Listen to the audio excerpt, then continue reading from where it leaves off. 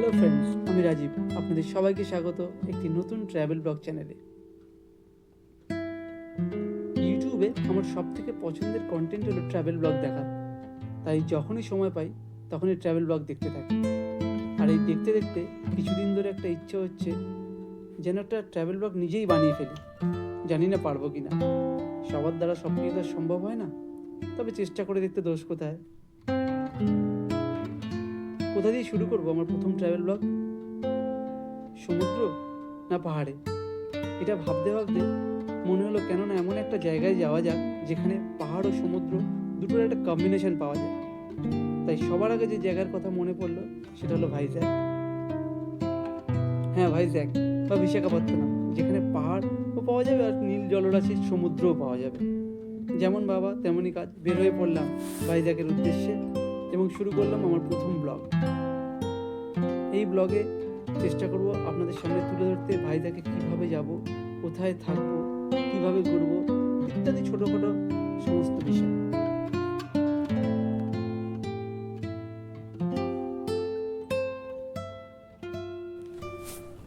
প্রথমে বলি ভাইজ্যাক কোন সময় যাব আমরা।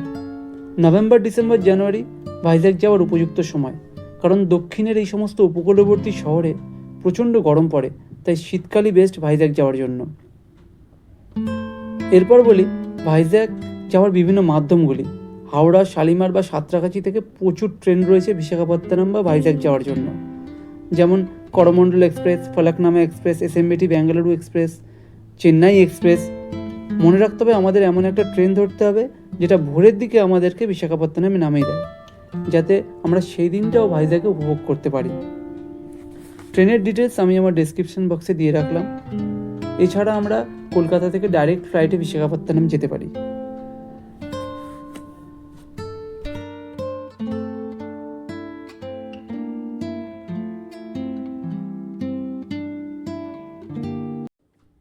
এবার বলি ভাইজ্যাকের সঙ্গে থাকবো কোথায়। ভাইজ্যাকে থাকার জন্য আপনি স্টেশনের সামনে প্রচুর হোটেল পেয়ে যাবেন, যেগুলোর ট্যারিফ মোটামুটি 800-1200-র মধ্যে। তবে আমি রেকমেন্ড করব ভাইজ্যাকের বিখ্যাত বিচ আরকে বিচের সামনে যে কোনো একটা হোটেল নেওয়ার জন্য, কারণ আরকে বিচের সামনে হোটেল নিলে আপনি সমুদ্রের একটা ভিউ তো পাবেনই, এবং তার সাথে পাবেন ওয়াকিং ডিস্টেন্সের মধ্যে submarine museum, aircraft museum, craft বাজার এবং বিভিন্ন খাবারের দোকান। তাই হাইলি রেকমেন্ডেড আরকে বিচের সামনে থাকার জন্য। আমি ছিলাম নন্দিতা বিচ ভিউ গেস্ট হাউসে। এদের অ্যাটমসফিয়ার পুরো হোমলি অ্যাটমসফিয়ার ছিল। হোটেলের ব্যালকনি থেকে আমি সমুদ্র দেখতে পাচ্ছিলাম। ট্যারিফ মোটামুটি 1600, 1800, 2000-এর মধ্যে থাকে। তাই হাইলি রেকমেন্ডেড আরকে বিচের সামনে থাকুন। আরকে বিচের সামনে যে হোটেলগুলো আছে, বেশ কিছু হোটেলের ফোন নাম্বার আমি আমার ডেসক্রিপশন বক্সে দিয়ে দিলাম। আমার ট্রেন ছিল করমণ্ডল এক্সপ্রেসে। করমণ্ডল এক্সপ্রেস শালিমার থেকে ছাড়ে 3:15। আগে ছাড়তো 3:25, এখন নতুন টাইম শিডিউল করেছে 3:15-তে।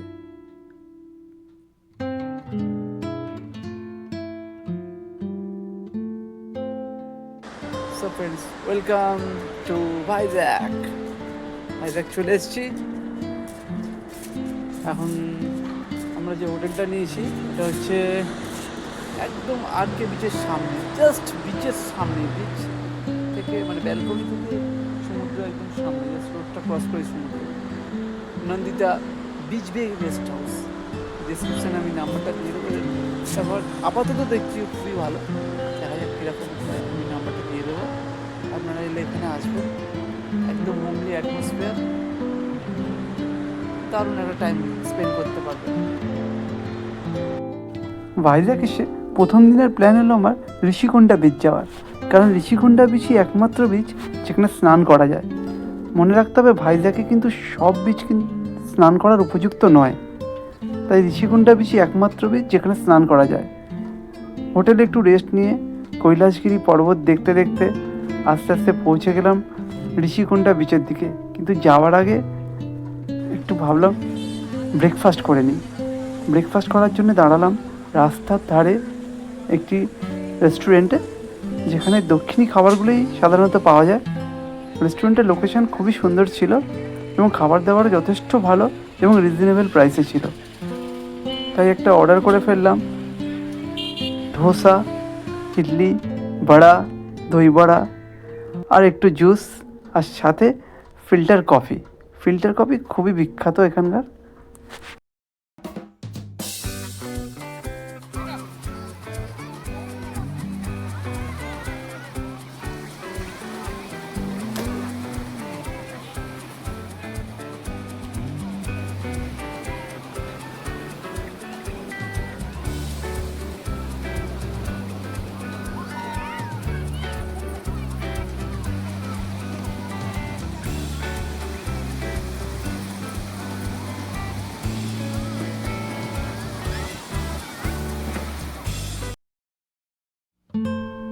ঋষিকুণ্ডা বিচে স্নান করে আমরা হোটেলে চলে গেলাম, কারণ আগের রাত্রে পুরো জাগা ছিল এবং রেস্ট করে নিয়ে আমরা আরকে বিচের সামনে যে দেখার জিনিসগুলো আছে, যেমন এয়ারক্রাফট মিউজিয়াম, যেখানে আপনি দেখতে পাবেন একটা যুদ্ধ বিমান রাখা আছে, যুদ্ধ বিমানের ভিতরে সরঞ্জাম, যুদ্ধ বিমানের ভিতরে গিয়ে দেখতে পারবেন যুদ্ধ বিমানটা কেমন। তার অপোজিটে আছে সাবমেরিন মিউজিয়াম, যেখানে আপনি একটা লাইভ ডুব জাহাজ দেখতে পারবেন, যেটা আমাদের নৌসেনারা ব্যবহার করতো। তার ভিতরে কি কি আছে, তারা কিভাবে ইউজ করতো। এবং দেখতে পাবেন ক্রাফট বাজার। ক্রাফট বাজার একটা এমন বাজার যেখানে আপনি পাবেন বিভিন্ন স্টেটের ক্রাফট, এছাড়া ইলেকট্রনিক্স বিভিন্ন জিনিস, মানে মার্কেটিং করার জন্য একদম ঠিকঠাক জায়গা। গুড মর্নিং ফ্রেন্ডস, আজ আমাদের ভাইজ্যাক ভ্রমণের দ্বিতীয় দিন। আজ আমরা যাব আরাকু ভ্যালি, সাথে থাকবে ভারতবর্ষের একটা দুর্দান্ত ট্রেন জার্নি।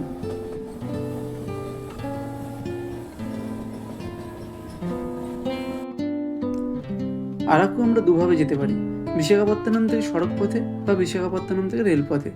তবে বেশিরভাগ পর্যটকরা রেলপথটাকেই বেছে নেয়, কারণ এই ট্রেন জার্নি ভারতবর্ষের সব থেকে সুন্দর ট্রেন জার্নিগুলোর মধ্যে একটি। ট্রেন ছাড়ার কিছুক্ষণের মধ্যে দুপাশে সিনিক বিউটি, এবং ট্রেন যখন একটার পর একটা টানেল বা গুহার মধ্যে দিয়ে যাবে, তখন এই ট্রেন যাত্রা আপনার চিরস্মরণীয় হয়ে থাকবেই।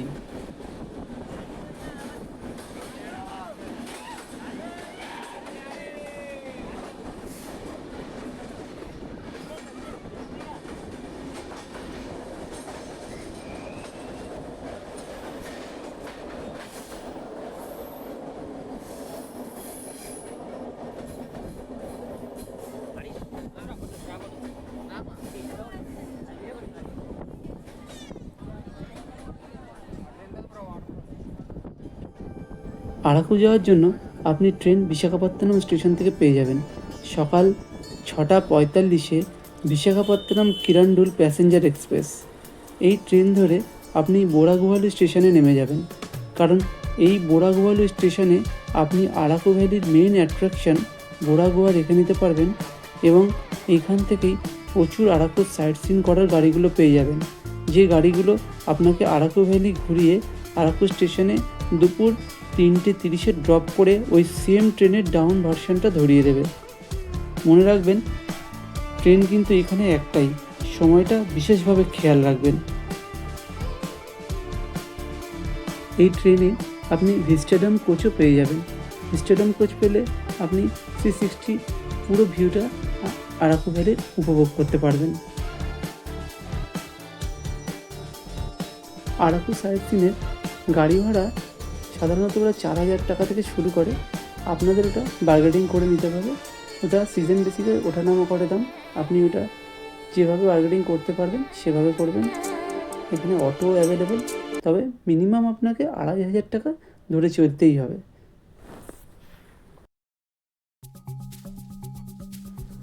আরাকু ভ্যালির মেইন অ্যাট্রাকশন বোরা গুহা। সম্পূর্ণ ন্যাচারাল সৃষ্টি এই গুহা। 1807 সালে এটা ইনভেন্টিং হয়। প্রায় 1 কিলোমিটার বিস্তৃত এবং 300 সিঁড়ি আছে এই গুহাতে। টোটালি গ্রানাইট পাথরের তৈরি একটি সুন্দর প্রাকৃতিক সৃষ্টি এই বোরা গুহা। এই গুহাতে ঢুকলে এক অদ্ভুত রোমাঞ্চকর ফিলিং আপনার হবে। গুহার ভিতরের টেম্পারেচার বাইরের তুলনায় অনেকটাই কম। এই গুহা পুরোপুরি দেখতে আপনার প্রায় 1 থেকে 1.5 ঘন্টা সময় লাগবেই, তাই প্রথমেই এই গুহাটা দেখে নেওয়া উচিত, নাহলে খুব বড় মিস হবে।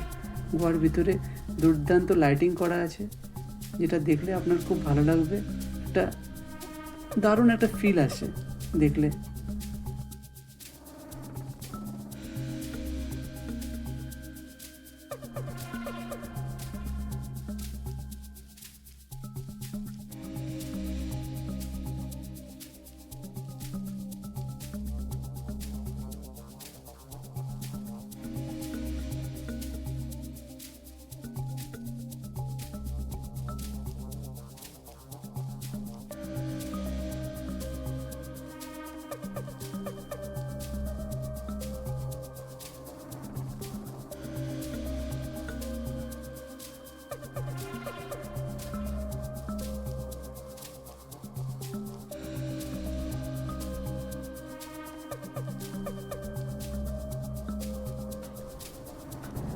আরাকু ভ্যালির ফেমাস বাম্বু বিরিয়ানি আর বাম্বু চিকেনটা ট্রাই করতে একদম ভুলবেন না।